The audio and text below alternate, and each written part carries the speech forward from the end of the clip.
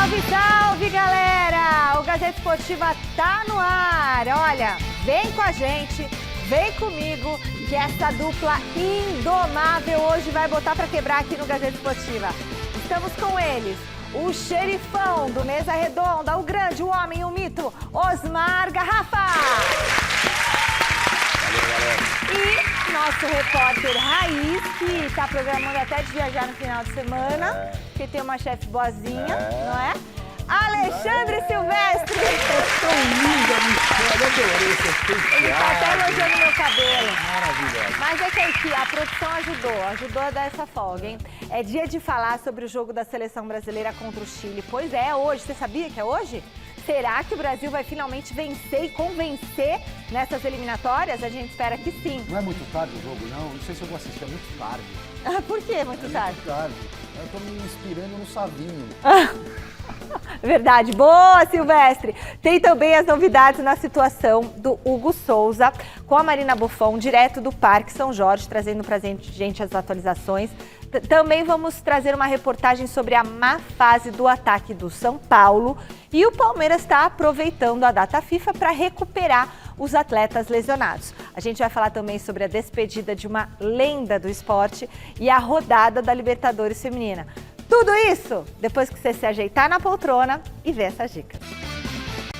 Estamos de volta! Hoje é dia de seleção brasileira em campo, às 9 da noite, contra o Chile, no Estádio Nacional de Santiago, pela 9ª rodada das eliminatórias para a Copa do Mundo de 2026. O Brasil vai jogar de azul ou de verde de amarelo? Que cor que vai jogar? Tendência que joga de amarelo. Eu tô de homenagem ao Brasil, que não dava para vir de amarelo por causa do nosso cenário aqui. Chile vermelho. Chile vermelho e Brasil de amarelo. Vamos ver a escalação do técnico Dorival Júnior. Põe na tela, diretor. Ederson no gol, Danilo, Marquinhos, Gabriel Magalhães e Abner. É isso? Abner. André, Lucas Paquetá e Rafinha. Savinho, Rodrigo e Igor Jesus. O Brasil começou a rodada no 5º lugar nas eliminatórias com 10 pontos, enquanto o Chile é o penúltimo com 5 pontos. Tem o campinho aí. Olha, de verdade, eu dei o meu palpite no palpitômetro, que a gente vai falar daqui a pouquinho. Eu não vou falar agora. Mas eu olhando esse time aí, de verdade, eu não estou botando fé mais no Brasil. Essa convocação aí, esse time aí, eu vou mudar o meu palpite. Com esse time, na verdade, o Não Brasil acho que que vai seria Não vai ganhar. normalmente, até numa má fase, favorito contra o Chile, mesmo em Santiago, o Brasil pode ganhar, pode perder, pode acontecer qualquer coisa. Né? Não temos mais jogadores acima da média. É, verdade. Eu acredito, até daqui a pouco no palpitômetro a gente vai falar, mas eu acredito que o Brasil pode sair com uma vitória, nem tanto pela qualidade dos jogadores brasileiros, mas muito mais pela fragilidade do adversário. A seleção do Chile, ela é uma seleção muito fraca. O Brasil vai enfrentar as duas piores seleções agora nessa data FIFA. E a gente não tem certeza que ganha. E a gente não tem essa certeza. Mas o Dorival também não nos ajuda. Né? É verdade que a safra é muito ruim. Esse time que está aí é uma seleção fraca. Horrível. É uma seleção fraca, não é? E a gente esperava do Dorival uma renovação, né? Algumas novidades. E são poucas as novidades do Dorival. Eu não entendo o Endrick não ser titular nesse time que tá o aí. Igor Jesus foi convocado porque o Pedro se lesionou, certo? E o Endrick, que já está na frente, na minha visão, mas muito na frente nessa fila, não é utilizado. Me parece que o Dorival não eu não entendo isso. Não agrada muito, não se agrada muito do futebol. Para o Dorival, eu estive lá na academia de futebol onde a seleção treinou nos últimos dias, aqui em São Paulo. O Dorival justificou dizendo que é o argumento dele. Tá tudo certo, É o quê? É o que ele disse, né? Que o Igor Jesus vive um momento melhor e tem mais experiência para um jogo desse tamanho. O Endrick decidiu o Campeonato Brasileiro, já está jogando no Real Madrid, jogou lá na Inglaterra, jogou na Espanha, fez gol. Pode não estar jogando o fino da bola, viu? Mas, puxa vida, ele não é a grande revelação do futebol brasileiro. O Igor é bom jogador, mas foi convocado por uma lesão. Mas o Dorival enxerga melhor o Igor nesse esquema. Mas o Igor não estava nem no grupo. E aí ele chega para ser o titular. Né? A gente parou de ser um time do futebol, o país do futebol, para ser país agora desses esquema tático que o treinador acha agora que também tem o esquema, tem que jogar no esquema, tem que fazer gol, jogar bonito e fazer gol. Eu não tenho dúvida que o excesso de tática, um pouco de tática ou bastante tática é fundamental no futebol de hoje, mas o excesso tira o lado intuitivo do jogador brasileiro. O cara vira um robô e eles estão sendo preparados desde criancinha para se tornarem robôs e só fazerem o que o professor manda. Tipo, videogame, o joystick é o técnico e o cara é programado para atacar, secretário de lateral, e perde o lado intuitivo, que é o que a gente sempre teve, o jogo de cintura, Pois é, o molejo do futebol brasileiro. Aqui, ó, aquele assim, né? Malemolência. Não pode mais. Entendeu? Agora é o seguinte, deixa eu dar um recado aqui. O Mega Chute, patrocinador do Troféu Mesa Redonda, traz para você que os grandes nomes do nosso futebol vão marcar presença aqui na TV Gazeta na 21ª edição do Oscar do futebol brasileiro. Você está convidado a votar nos craques que vão formar a seleção da temporada. Você quer dar uma força para o goleiro do seu time? Você acha que ele merece? Quer escalar o centroavante? Então corra, vote agora no site troféumesarredonda.com.br. troféumesarredonda.com.br. É a chance de ajudar os seus atletas favoritos e ainda participar do concurso cultural para você tentar ganhar presentes, né? Camisa do seu time aí. E até um par de convites para acompanhar ao vivo a cerimônia de premiação do Troféu Mesa Redonda aqui na TV Gazeta. Certo, Garrafa? Vai ser bom demais. Certíssimo, todo mundo votando, hein? Vai ser bem legal receber você aqui. O técnico da seleção chilena é um velho conhecido da torcida do Palmeiras. Vocês lembram dele? O Gareca? Ricardo Gareca, ele veio, trouxe um monte de jogador argentino, você lembra? O Verdão, comandou o Verdão 3 meses, em 2014, se eu não me engano, com 3 vitórias, 4 derrotas. Teve um empate. Teve um empate, é verdade. E ontem, na coletiva que tratou sobre o duelo com o Brasil, o Gareca falou sobre o ex-clube, o Palmeiras. Vamos acompanhar? Palmeiras a veces me causa risa por la magnitud del club que pude conocer, espectacular, porque la gente, aún no ganando, tuvimos apoyo en todo momento, más allá de las críticas que se podía ver. La verdad que si yo te tengo que hablar de Palmeiras, el poco tiempo que tuve, te tengo que hablar maravillas, porque me apoyaron en todo momento. Lo que pasa es que, viste, no ganábamos, íbamos a la conferencia de prensa y me decía, Gareca, ¿usted está para seguir? Y yo le decía siempre que sí. O sea, sí, tengo fuerza, hasta que un día estaba el presidente ahí o estaba el vicepresidente y cuando me escuchó decir de esa manera se levantaron y bueno, yo entendí que la situación estaba complicada, pero de parte nuestra, aún no obteniendo resultados, siempre estábamos fuertes, siempre estuvimos fuertes. Si hay algo que yo me llevo de Palmeiras es haber estado en una institución maravillosa. Só uma pitadinha, uma curiosidade que o nosso diretor lembra aqui, que o Gareca foi demitido no dia 1º de setembro e 2 dias depois ele foi substituído pelo Dorival Júnior, que ele vai enfrentar hoje. Contratado pelo Paulo Nobre, à época o presidente, que também demitiu o Gareca, trouxe obviamente. Um monte de estrangeiro e ficou tudo aqueles estrangeiros. Mas ele pegou a fase pré-Palmeiras turbinado, digamos assim, né? Porque foi logo na virada do ano. Eu não gostava dele, não. Né? O Palmeiras se safa do rebaixamento e aí depois estreia com o Allianz Parque, já nas rodadas finais se safando do rebaixamento. E aí vem Dudu e a reformulação completa do Palmeiras, que atingiu o nível que estamos vivendo já há alguns anos. Agora, o Gareca comentou sobre a sua demissão no Palmeiras e é bom ele abrir o olho, porque do jeito que a coisa tá na seleção chilena... O Dorival também. Né? Mas o Vidal publicamente... Os dois o Vidal publicamente reclamou de que ele não entende como ele não está. Olha só que ponto chegamos, né? De que como ele não está convocado, e aí muita gente, mas pô, o Vidal, e quem é melhor que o Vidal na seleção, mesmo com o Vidal em baixa? Né? Então, o Gareca que abra os olhos, porque ele pode viver lá na seleção chilena o mesmo que viveu no Palmeiras. Já vão te entregar o boné. Mas aqui o Vidal foi bem. Razoável. Não foi bem. Razoável, Michele. Não foi bem. Razoável, né?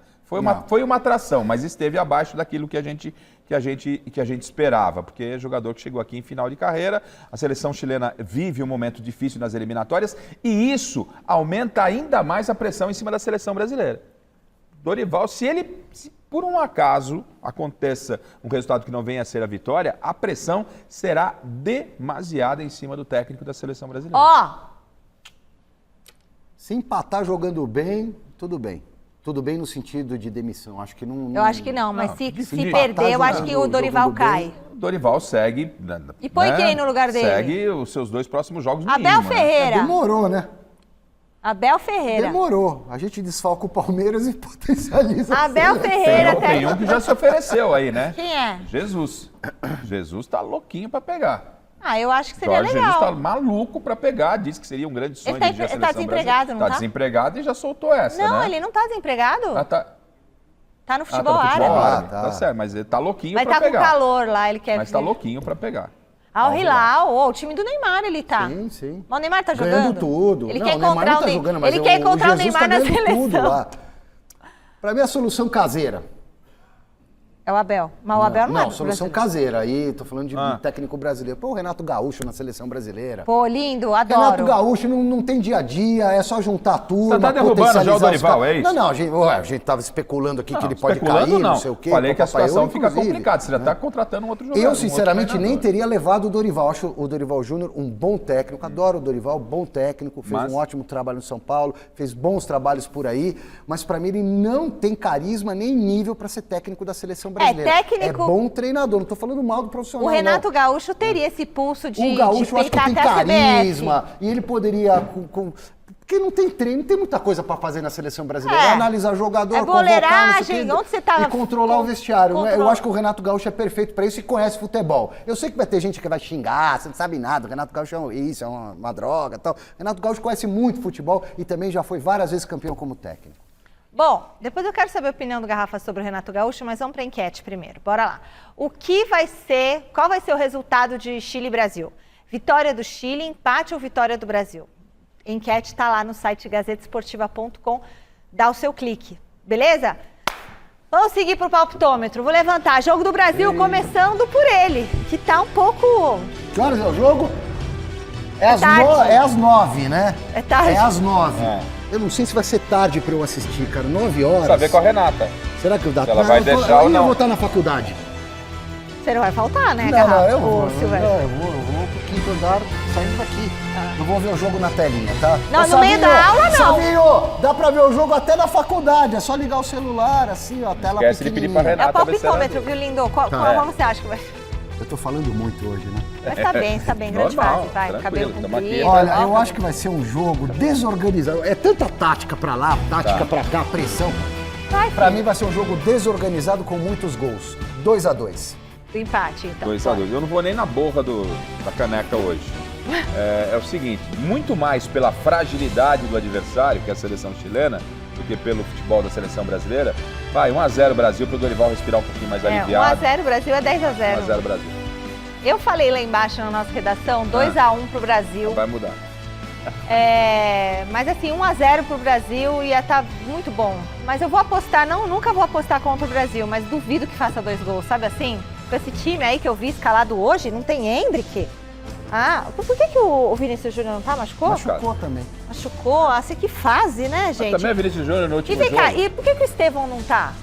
Machucado. Porque ele, na época da convocação, tava machucado. Mas e agora, não Mas podia? dava pra ter puxado, ele já tá recuperado, né? não, mas Eu não jogaria com o Estevão e com o Hendrick. Não. E com o Rodrigo, que Não já dá tá pra mais dar a acos- cidadania pro Garro? E eu colocaria o Gerson no time também. Eu sei que é palpitômetro, mas eu também vou dar um palpite aqui de escalação. Pra mim, o Gerson tinha que estar no meio de campo. Michele já pedindo a E o naturalização Hugo? do Gar. E o Hugo? Não. Vocês são loucos. Vocês colocaram o Hugo outro dia aqui com o melhor goleiro do Brasil. Vocês Ó, você tá falando desde a hora que começou o programa. Vocês Eu não tô Pra querendo. você, quem que é o melhor goleiro do Brasil? O Tá bom, Everton. eu não vou fazer essa polêmica. Tá bom. Então Bom. tá bom. A carreira de uma lenda do esporte está prestes a terminar.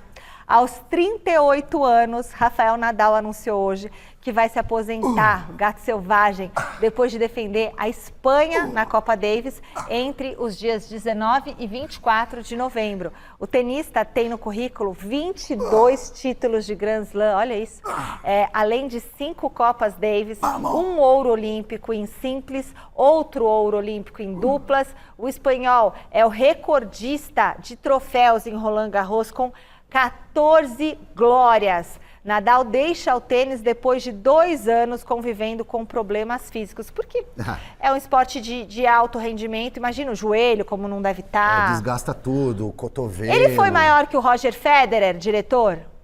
Pergunta. Não, né? O Federer ganhou, mas o Federer tem Mas Olimpíada. independente disso, ô Michele... Mas mais bonito. Ó, só uma coisa, convive com dores há mais tempo do que só 2 anos. Tá vendo, diretor? Eu tô quietinho hoje, hein? Eu prometo agora ficar Fala, quieto até o Garrafa. final do programa. Independentemente, né, dos adversários, ele não tá, assim, no top do tênis. Ele é um dos maiores esportistas do mundo, né? Não é lenda só do tênis, não. O cara, a história dele é gigantesca. Não, o diretor falou o seguinte, que número de gigantesca. títulos ele tem mais que o Roger Federer, Gigantesca. que é o suíço, que ele só perde para o Djokovic. O Novak Djokovic é maior do que ele, diretor? Sim. Eu sou da época, sabe de quem, diretor? Do André Agassi. Né? Eu sou fã, até hoje, de vários tênis. De todos eu esses, joguei né? tênis, tá? Modéstia à parte, foi até Ih, tá igual o Salazar. Salazar fez Vamos parar aqui. quê? Eu com 6 anos já jogava. Peraí, daqui a pouco e ele vai com falar que é a com fadinha. 11, com 11 Daqui eu a me pouco ele vai federei. falar que é a nossa com fadinha. 11 eu me federei. Tô falando, eu joguei tênis. Federado, hein? Fui federado em tênis. Não é possível. Eu manjo bem de tênis. Eu tô entendendo, Tá bom, nós estamos então, falando, pera um nós estamos pouquinho, falando deixa do ele falar. Nadal, e aí a gente sai do Nadal pra falar do Silver. Não, vocês estão de brincadeira. Tá bom, Eu quero dar credibilidade ao meu comentário, Então, porque eu não tô entendi, falando aqui tá bom. de tênis Eu tô aqui de além. quietinho, Opinião, me fala, deixando pra esse você. senhor Pra mim, explanar suas ideias, mas comparar jogador de Nadal e tênis que eu mais Silvestre... me identifico, até por personalidade, eu gosto dos malucos, né? É o McEnroe, John McEnroe, que era Sim. maluco, jogador de Tá, saque mas entre voleio, Federer, saque voleio. Nadal Agora, Djokovic. Federer e Nadal. Eu traria para o universo do futebol a seguinte comparação. Isso. O Nadal é o Cristiano Ronaldo. É aquele cara obstinado, que treina, se mata, não sei o quê, que não tem talento, Tá. mas não tem tanto quanto o concorrente dele. Entendi. Que no caso é o Messi, que para Colocaram mim na seria o água dele. Federer. O Federer é o Federer Messi. compararia a Messi. E o Nadal, Pelé? É o Pelé Djokovic? seria o Djokovic. Que como disse o Chile hoje na gostei, redação, gostei. muito bem ditas as palavras de chileno, Para. meu querido diretor. Não, gostamos. O Djokovic, o Federer, o Nadal chegou para derrotar o Federer. O Djokovic chegou para derrotar os dois. Então ele é uma mistura dos dois. Ele tem um tênis mais completo do que ambos. Maravilhoso. Então talvez o Djokovic esteja um pouco acima desses dois gênios. Colocaram Gostaram? nessa água aqui dele hoje. Nossa, hoje Ele tá adorei impossível. a análise. Eu consegui entender, creio que o nosso telespectador também, porque a gente às Tenho vezes não minhas sabe. dúvidas, E o né? André O Messi Agassi? é talento puro. E o Agassi era O tipo o Federer- Ronaldinho Gaúcho? O Agassi, pode ser, tipo o Ronaldinho Gaúcho, um cara espalhafatoso pra época, quebrou as regras do sistema Namorou do a Gisele tênis. Bündchen. Não podia usar nada além de branco nas quadras de Wimbledon, que é uma tradição sagrada lá. E o Agassi jogava de uniforme colorido. E foi um tenista espetacular Maravilhoso. Começou cabeludo, terminou careca. Aí. Muito obrigado, hein? Muito obrigado. Ai, corintianos, agora, hoje é dia 10 de outubro de 2024. Sabe o que isso significa? Que o Timão já pode garantir a permanência do Hugo Souza. E a Marina chega para a tela com a situação de momento. Traz uma boa notícia pra gente, Má. A diretoria já fez o cheque pro Flamengo? Fala, Mi. Boa noite para você, para todo mundo que está acompanhando a gente nesta quinta-feira. Uma boa notícia para o torcedor corintiano, porque hoje, um pouco mais cedo, o Corinthians formalizou a opção de compra dos direitos econômicos do goleiro Hugo Souza junto ao Flamengo, conforme havia sido estabelecido aí entre os clubes em julho deste ano, quando foi feito o empréstimo. O que significa isso? Já foi feito o pagamento dos 800 mil euros por 50% dos direitos dele? Não se sabe. Por quê? Porque entre as partes ficou decidido até quando o Corinthians pode pagar esse montante. A gente lembra que o contrato de empréstimo vai até o final do ano. Pode ser, então, que esse seja o limite para que o Corinthians pague essa quantia, porém, o clube quer o quanto antes já pagar. Formalizar essa opção significa que o Corinthians demonstrou essa vontade assim que foi possível. Como você disse, 10 de outubro era a data inicial para que o Corinthians fizesse isso. Hoje mesmo já foi lá, já formalizou essa proposta para formalizar essa opção de compra. Como eu disse para vocês, o goleiro Hugo está avaliado em 800 mil euros, que equivale a mais ou menos 5 milhões de reais, 50% dos seus direitos, que é o que o Corinthians vai adquirir nessa transação. E o Corinthians tinha até o dia 30 de novembro para fazer isso, já fez hoje, portanto, tá certo? O Hugo Souza chegou em julho por empréstimo, que é o contrato que vai ser válido até o final do ano. A gente só pode ter o registro de um novo contrato a partir de janeiro apenas,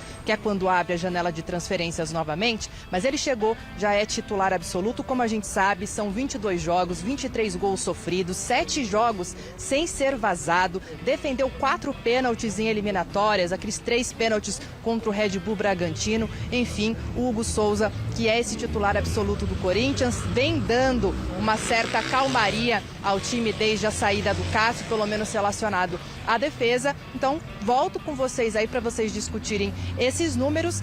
Voltando então a falar para vocês, foi formalizada a opção de compra do goleiro Hugo. Tá certo, Mi? Valeu, Ma. Muito obrigada por todas as informações. O que você acha, Garrafa? Acho que o Corinthians, mais que formalizar, tem que ficar na porta lá da Gávea, onde que tiver, né? E resolver logo essa questão. Receber, né? Leva o portador lá. Tem que resolver essa questão, logo, né? pô. Não vacilar em hipótese alguma, porque não dá foi brecha. aquele achado. Foi um achado, o Hugo. O que está jogando esse moço é uma grandeza, é uma grandeza. O Corinthians ainda respira no Campeonato Brasileiro muito ao Hugo. Muito ao Hugo. Eu disse recentemente aqui, eu sei que os corintianos querem que o Hugo permaneça no Corinthians, mas pensando em futuro de seleção brasileira, não vejo nenhum exagero o Hugo estar entre os 3 goleiros da seleção brasileira, porque o Alisson, com toda a sua história, seu potencial, para mim não deveria estar no grupo. A carreira do Alisson dentro da seleção brasileira já ficou para trás. Foram 2 Copas do Mundo e não se discute mais. Não fez a diferença. Não fez a diferença. Quem era o goleiro do Sérgio? Um ótimo goleiro, mas não fez a diferença. O Ederson, para mim, o Ederson que joga. O Ederson que hoje é o titular, para mim deve ser o titular, deveria ser o titular da seleção brasileira, e o Hugo caberia muito bem ali na relação do terceiro goleiro, pensando no futuro. Porque o menino está jogando barbaridade. E os corintianos não querem que, porque hoje não há uma identidade muito grande, né? A identidade é muito pouca do torcedor com a seleção. O torcedor antigamente queria ver o seu jogador na seleção. Hoje não, ele quer que o jogador não vá para a seleção e continue no clube.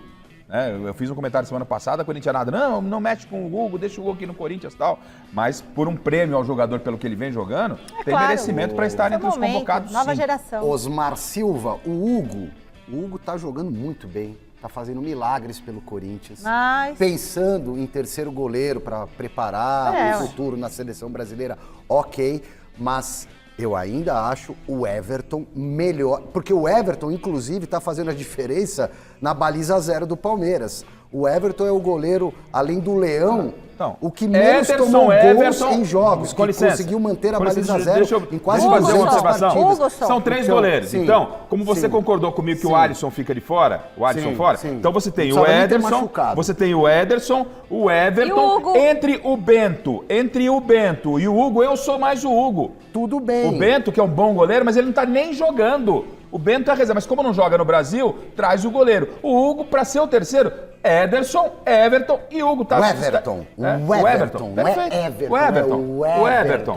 O Everton. Pois não, professor. O Everton. E o Everton, pra mim, tá na frente do Hugo. Os dois são muito bem. O Hugo tá bem pra caramba. O Putz, jogando pra caramba. Resolve. Mas pra Quais mim, são os o seus Everton... 3? Essa ordem, hein? Tá bom? Vai. Tá bom. Só que eu tô na verdade, contra. Então essa ordem, ele concordou o Hugo na seleção.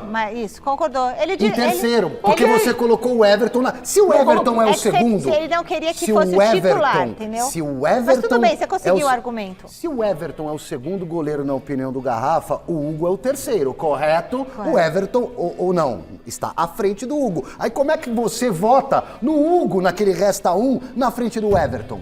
Porque já tínhamos 2 goleiros. Não, você tá falando o resta um, tem gente que nem assistiu o programa, você não tá nem entendendo. Você tá tudo bem, vamos fazer aqui o resta um. Pra você, o Everton ou o Hugo, Garrafa? O Everton, você tem que escolher. Não, o Everton, entre o Everton e o Hugo, o Everton tem mais bagagem hoje.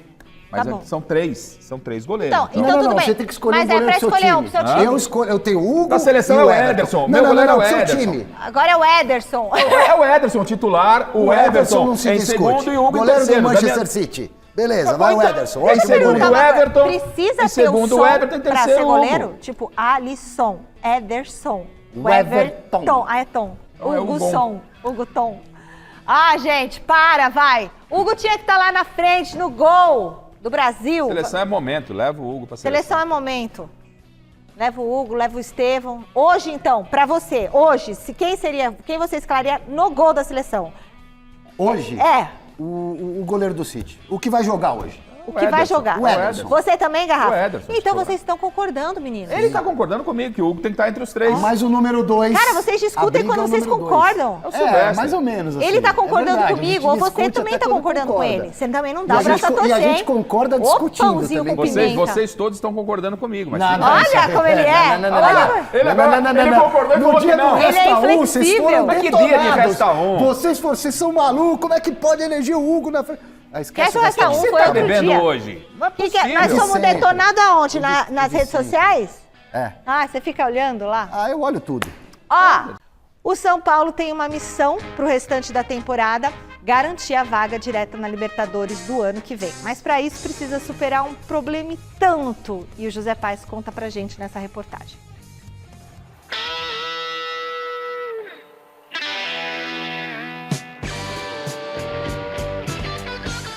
Esse tipo de cena aí, ó, tem sido bem difícil de acontecer ultimamente.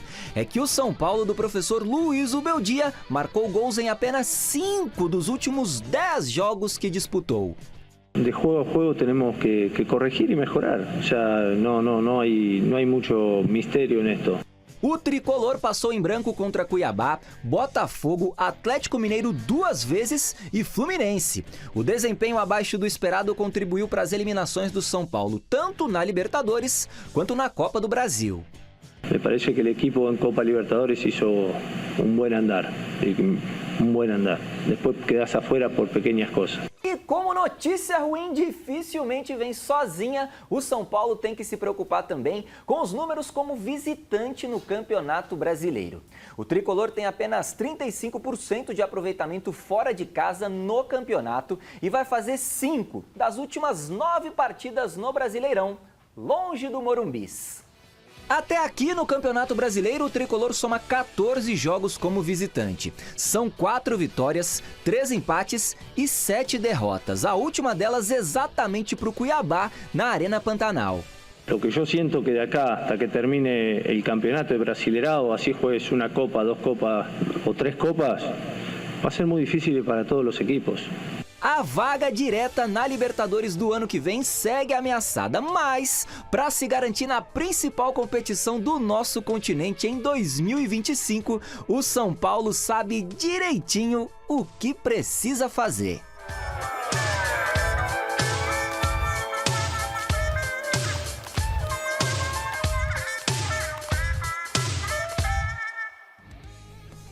São Paulo, hein? O que Pra tem que fazer fazer? gol, né? O que é a mensagem subliminar aí no final da reportagem do Zé. Fazer gol, né? Infelizmente o São Paulo na decisão lá com o Botafogo pela semifinal não fez o gol. O Caleri, né? Perdeu o gol. O próprio Caleri no jogo de ida, no jogo de volta. Tudo isso, mas não foi só isso também, né, Gava? O que o São Paulo tem que fazer primeiro é esquecer, né? Trabalhar, corrigir os erros que aconteceram ali naquela partida específica com o Botafogo, mas dar sequência. O que não dá parece que o time, a gente sentiu que o time está entregue, que a temporada acabou. A temporada não acabou, ainda existe algo, e algo importante ao São Paulo, que é tentar brigar por uma vaga no G4, vaga direta a Libertadores. Evitar, por exemplo, uma pré-Libertadores, né? Pensar no aspecto financeiro para o próximo ano, pensar na observação daquilo que o São Paulo precisa para a próxima temporada, partindo do princípio que o Zubeldia possa ficar e continuar como técnico, se não ele, mas a direção do São Paulo, a comissão técnica entender aquilo que o São Paulo tem de carência para o próximo ano. O São Paulo ainda tem 9 jogos pela frente e precisa encarar esses 9 jogos com a mesma pegada que vinha desempenhando até a eliminação na Libertadores. Demorou, né, para reagir na questão emocional. Já foi. Imagino eu, né? Já foi. Porque foi realmente, é vida que foi segue. Foi um velório lá no Morumbi. Fazia tempo que eu, como São Paulino, não fiquei pé da vida. Eu fiquei triste, cara. Triste. Porque chegou tão perto, né? Faltou ali um detalhe. E agora, porque aí já teve aquele acréscimo que o Palmeiras tinha sido eliminado lá atrás. Sim. Aí você voltou a ficar torcendo pro São Paulo, sobe na Libertadores. E aí caiu também na Libertadores. É né? papagaiada tua, Porque né? foi o tempo que você era única e exclusivamente São Paulino. Hoje verdade. você é um palmeirense, virou a casaca Não, e na agora, verdade, obviamente... O São Paulo perdeu importância no meu coração, Aí. diminuiu a importância quando nasceu a minha filha. Foi o que aconteceu. De lá pra cá, realmente, tem algo que Bate supera, mais forte. mas muito mais forte, né? É. Tirando Que a Maria é isso, palmeirense. Não, a Maria não é palmeirense. Tem mais São Paulo. Eu enganei muito a Maria no começo da vida dela pra ela virar São Paulina. Você falava que ganhou, Levava né? no jogo, ela não tem, mas pai, todo mundo E agora reclama, tá tentando todo fazer mundo com que ela vire Você foi no palmeirense. banheiro, faz xixi, a gente empatou, você não percebeu. Eu contava um monte de mentira. Olha. Ah, a gente xinga mesmo quando ganha, filho, é assim mesmo. Agora não dá mais, né? Já tá com 11. Olha. Tem mais São Paulo Futebol Clube aqui na tela do Gazeta Esportiva? Tem. E hoje com ela, Letícia Contier, na nossa redação de esportes. Boa noite, Lê. Teve conversa entre o presidente Júlio Casares e o técnico Luiz Ubeldia? Boa noite, Michele. Exatamente. Após o São Paulo ter aí 3 dias de folga, se reapresentou hoje, representou ontem, perdão. Então, hoje foi dia do Júlio Casares, presidente do Tricolor, junto com o técnico Luiz Ubeldia, terem uma reuniãozinha ali, tete a tete, só eles dois, porque membros da comissão técnica e da diretoria não participaram, tá? Foi só os dois ali sozinhos.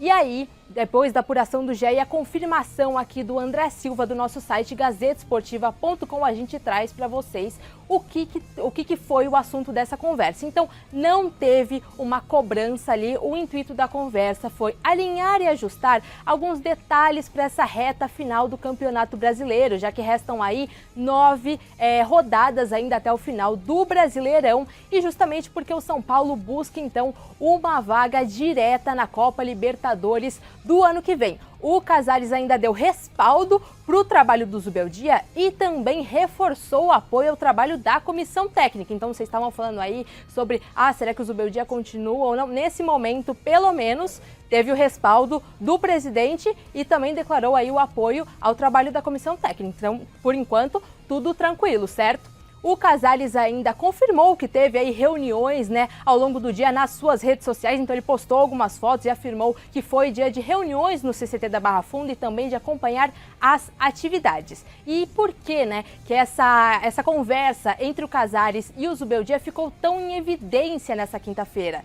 É que o Zubeldia, ele vinha sofrendo muita pressão, vem sofrendo, na verdade, muita pressão e duras críticas depois das eliminações da Copa do Brasil, da Libertadores e também da derrota diante do Cuiabá no Campeonato Brasileiro. E aí, como vocês conferiram até na reportagem do José Paes, vem enfrentando alguns problemas ali no ataque, então São Paulo teve uma queda de rendimento nos últimos tempos. E aí, conforme tem essas críticas em cima do Zubeldia, eu queria trazer aqui para vocês, então, uma tela do macro aí do trabalho do Zubeldia à frente do São Paulo. Vamos dar uma olhadinha como é que está sendo até o momento. São 37 jogos, 18 vitórias, 10 empates e 9 derrotas, totalizando aí então um aproveitamento de 57,6%. Lembrando aqui para vocês que o São Paulo, no momento, está na 5ª colocação com 47 pontos, atrás do Flamengo, 4º colocado, que está...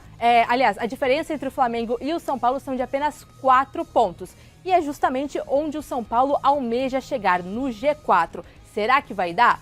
Eu volto aí com vocês querendo saber o que vocês estão achando do trabalho do Zubeldia e o que vocês acharam dessa reunião só entre Casares e Luiz Zubeldia. Olha, o que vocês acham? Eu acho um aproveitamento bom até do Zubeldia, perto de outras coisas que a gente já viu aí, e fora que ele chegou, fora que ele já teve que mostrar que veio com a equipe e tudo mais, né?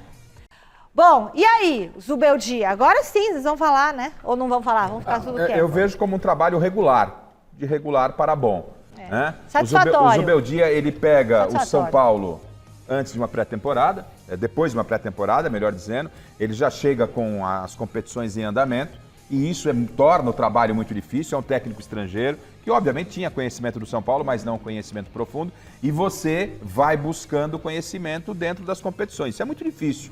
Mas o São Paulo teve bons momentos na temporada. Né? O São Paulo brigou por possibilidades interessantes dentro da competição. Mas agora há uma queda. Tem culpa o Zubeldia, talvez, por esse momento que o São Paulo não atravessa tão bem? Claro que tem. Tem a participação dele, tem desempenho de jogadores, falta de jogadores. Acho que o momento que vive o São Paulo é um momento que clareia muito do que é o todo do São Paulo. Agora, se no começo da temporada você olha para o elenco do São Paulo, você imaginaria o São Paulo o que de diferente de hoje? Nada muito diferente. O São Paulo é um time ali, em termos de Brasileirão, por exemplo, 7º, 10º, né? Tá brigando ali por um G4, chegou na Libertadores com possibilidade de avançar. Enfim, não é muito mais do que se imaginava do São Paulo, não. Para mim, a avaliação é de um trabalho de regular para bom, mas precisa melhorar. Silvestre. Gosto do trabalho do Zubeldia, entre erros e acertos, o trabalho é bom. E aí eu vou nessa linha de raciocínio que você acabou de adotar, Garrafa. Qual o lugar do São Paulo? Eu seria um pouquinho mais otimista. O lugar do São Paulo no Campeonato Brasileiro é isso aí, 5º, 6º, brigar por um G4 talvez, né? É isso. Nas Copas, Copa tudo pode acontecer, mata-mata, ida e volta. São Paulo tem tradição, tem bons jogadores, quando está inspirado e joga 110% do que pode, digamos assim, consegue competir com o Flamengo, com o Botafogo, como competiu, como ganhou Copa do Brasil ano passado, né? Mas o São Paulo não está nesse nível para disputar todos os títulos, ainda mais Campeonato Brasileiro. Então o trabalho do Zubeldia é bom. Se eu fosse o Júlio Casares, se eu tivesse a convicção de que é para manter o Zubeldia, que ainda tem contrato por mais um ano, eu convocaria uma coletiva de imprensa, não apenas 2, 3 órgãos de imprensa. Eu convocaria todo mundo, viu, presidente, meu amigo? E bancaria publicamente, ó, vai ficar o cara. Aí não, aí ele não dura uma semana. Vai ficar, não, mas aí é bancar de verdade, vai ficar. E vou além, torcida do São Paulo. Tricolor vai passar por uma reestruturação mais pesada financeiramente falando. Vamos montar o fundo de investimento. A folha de salarial do elenco vai ser reduzida. A gente vai ter metas para cumprir daqui para frente. Então é isso. O São Paulo vai passar por 2, 3, 4 temporadas para regularizar o caixa. Né? Tem que fazer esse trabalho, porque senão vai ficar sempre brigando ali nessa margem de erro. Monta o time, traz um figurão, dá certo, não dá, ganha. Não, tem que alicerçar o clube de novo. Fazer direito, né? É isso que precisa fazer. Com consciência. E dar segurança pro torcedor e dizer, ó, é ele. E se não pegar Libertadores G4, pegar uma pré-Libertadores, é ele. E o ano que vem talvez o elenco seja um pouco inferior. Nós vamos fazer das tripas coração aqui para conseguir alguma coisa. Mas é isso, torcedor, tenha calma. Quando der para brigar numa Copa ou outra, nós vamos brigar. Pedir calma para torcedor é complicado. Mas é jogar limpo. Jogar limpo é importante. Vamos para a enquete? Antes de continuar, dá uma olhadinha no resultado da enquete. Qual que vai ser? O que vai dar Brasil e Chile? Deixa eu ver. O pessoal falou que vai...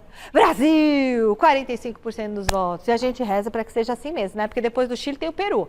Aí o Brasil pega o Peru, viu, Garrafa? Pega o Peru, que também é uma das piores seleções dessas eliminatórias, né? Ao lado do Chile. São as duas piores. Peru não é mole, não. Por isso, Michele, a pressão em cima do técnico Dorival Júnior. Não vai ser fácil, Michele. O Peru não é fácil, né, Silvestre? Acho que não. Vamos aproveitar o Silvestre aqui na bancada para falar do Palmeiras. O Verdão está aproveitando a data FIFA para esvaziar o departamento médico. Sim. Fala. O Mike foi o último a sair agora, né? Pede para sair! Já haviam saído o Marcos Rocha, que até entrou no segundo tempo contra o Bragantino, o próprio Estevão, que era a principal. Nossa, o Marcos Rocha já tá tiozão, problema. né? Mas tá jogando. Tiozão, mas é homem de confiança do Abel Ferreira, tá nessa renova, não renova e tal. Sinceramente, não lembro se já renovou, acho que não. E o Mike, que para mim é o melhor lateral direito do Palmeiras hoje, jogador bem agressivo e tal, já entrou na fase de transição, como tem bastante tempo até o próximo jogo, que é contra o Juventude, dia 20, não nesse domingo, o próximo em Caxias do Sul. Acho que vai dar tempo do Abel colocar praticamente todo mundo. O Piquerez, que continua lá, machucado, né, porque fez uma cirurgia de menisco. Talvez até consiga voltar nas últimas rodadas, vamos aguardar, está se recuperando bem. E aquele menino lá, o Bruno, né, que é atacante, que chegou, estourou o joelho, tudo, esse aí continua ainda no estaleiro. O que o Abel tanto reclamou, né? Que não tinha tempo. Falta de tempo, é tudo que o Abel tem nesse momento. É tempo. Tá dando tempo para dar folga. É tempo também, com o calendário em andamento, né, domingo a domingo, e tempo com a data FIFA. E isso significa o quê? Isso significa, para mim, é um Palmeiras cada vez mais forte dentro do Campeonato Brasileiro. O Palmeiras vinha de 6 vitórias consecutivas, fez um jogo muito ruim contra o Bragantino e é compreensível, é verdade que... Não achei muito ruim, não. Não, mas um assim, jogo equilibrado, o Palmeiras teve mais chance por exemplo, ganhar, o Alex ganhou. Miller reclamou demais do Palmeiras. O torcedor palmeirense reclamou demais. Mas você tem que olhar um pouquinho para trás. O Palmeiras vinha de 6 vitórias consecutivas. E mais, este empate com o Bragantino não mudou em absolutamente nada a situação do Palmeiras dentro do campeonato, que continua dependendo só dele, inclusive com um confronto direto contra o Botafogo no Allianz Parque. Então, com o Botafogo que é realmente um dos melhores times do futebol brasileiro, em duas frentes, Campeonato Brasileiro e Copa Libertadores, entendo que o Palmeiras, para mim, é o favorito à conquista do título. O Botafogo, em algum momento, pode se complicar um pouquinho e esse confronto direto no Allianz dá toda a vantagem ao Palmeiras. Para mim, o Palmeiras não fez uma partida tão ruim assim contra o Bragantino. Foi um jogo equilibrado, um jogo difícil. O Palmeiras teve as melhores oportunidades, poderia ter matado o Bragantino, não matou, mas também não perdeu, também não morreu. E quanto não muda tanto, tudo bem, continua no raio de alcance do Botafogo em uma rodada, né? Porque são 3 pontos, Palmeiras ganhando em tese. Se as duas equipes mantiverem o mesmo desempenho até o confronto... Mas diminui a margem de erro do Palmeiras. Daqui para frente a tabela do Palmeiras é um pouquinho mais difícil do que a do Botafogo. Então eu acho que faz uma pequena diferença, sim. Também eu não considero que o jogo foi tão ruim assim, mas acho que o resultado também não foi tão bom. Acontece que o Botafogo tem adversários mais fáceis que o Palmeiras. Em tese, sim. E mais agora que isso, tem, mais que adversários, o Botafogo também. tem duas frentes pesadas. Pesadas. Eu sei, mas uma coisa potencializa a outra, Brasileirão... O Palmeiras, com tempo para treinar, com bons jogadores, com o Abel Ferreira, é parada e digesta, nego velho. Segura. Bom, a Marina volta... Concordamos. O problema é A seu. Marina não tô vai muito voltar bom. agora para Não me fechar deixa o no VAR. noticiário. Conta tudo pra gente, Mar. Bora lá então, Michele. Só complementando uma informação que eu dei lá do Hugo Souza, a totalidade da transação para o Corinthians adquirir o goleiro vai acabar sendo 6 milhões de reais, porque 5 milhões pelos 50% dos direitos dele, mais 1 milhão pelas 2 multas que pagou para conseguir jogar contra o Flamengo. Então, na totalidade, 6 milhões de reais por 50% dos direitos do goleiro. Agora falando sobre um pedido feito da Polícia Civil ao Corinthians, foi o primeiro pedido oficial, foi a primeira notificação judicial, oficial, relacionada ao Corinthians e a sua ex-patrocinadora Vaidebet. A Polícia Civil mandou um ofício ontem à noite ao Corinthians pedindo 2 esclarecimentos. O primeiro deles, o contato do Luiz Ricardo Alves, que é o Sidorf, o superintendente financeiro da atual gestão do presidente Augusto Melo. Ele já prestou um depoimento no início de setembro, foi interrompido ali por conta do seu advogado. No entanto, agora a polícia quer um novo contato com ele para marcar um novo depoimento por videoconferência. Portanto, espera que o Corinthians indique algum contato para poder falar com ele nesse novo depoimento. E o segundo e mais importante é o questionamento sobre 56 milhões de reais recebidos por 3 intermediadoras que não constavam em contrato com a Vaidebet, ou seja, elas não estavam autorizadas a receber esse montante de dinheiro. Portanto, a Polícia Civil quer esclarecimentos do Corinthians referentes se eles têm algum tipo de comprovação de que teria passado pelo Corinthians a autorização para essas intermediadoras receberem esse dinheiro. Então agora a gente espera os desdobramentos, mais um desdobramento sobre esse caso com a Vaidebet. Falando em futebol, o Corinthians se reapresentou ontem e hoje também treinou. Hoje foi em 2 períodos. A gente tem 2 novidades aí, tá? Ontem o volante Alex Santana, que está aí tratando de uma lesão grau 3 na coxa, iniciou a sua fase de transição. E o Thales Magno, que tem um super início aí com a camisa do Corinthians, também teve uma contusão de grau 2 na coxa, também foi visto no gramado. Eles são esperados o mais breve possível para poder enfrentar aí essa maratona de jogos em outubro do Corinthians, que se inicia na próxima quinta-feira. E para o jogo contra o Atlético Paranaense, pelo Campeonato Brasileiro, o Corinthians vai ter os retornos do André Ramalho, do Fagner e do Romero, que cumpriram suspensão. Lembrando que o Romero está com a seleção paraguaia e pode ser um desfalque aí para o Ramon. Tá certo, Mi? Beijo, volto com vocês. Beijo, Mar. Obrigada. Garrafa, começa. Tá aí o Corinthians, né?